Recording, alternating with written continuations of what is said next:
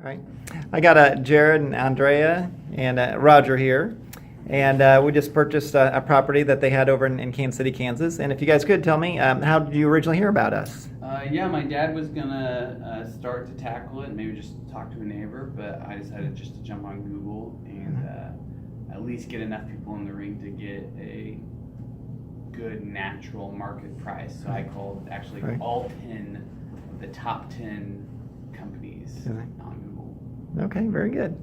And then what was your experience like in working with us? Yeah, so my dad showed the place every time. He said the same thing that I experienced. I didn't tell him anything about my experience so that he wouldn't have any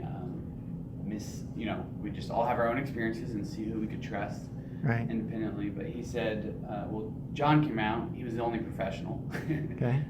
And out of the 10. Out of the 10, yeah. Okay. Which was also the same thing. I go, well, that's weird. I had a really good professional experience with, and I had to go look up the name, and then I realized it was you, but on the phone. I can't remember who I dealt with, but either way, your partner. Right. I'm like, oh yeah, that's the same company. So yeah. So okay, great.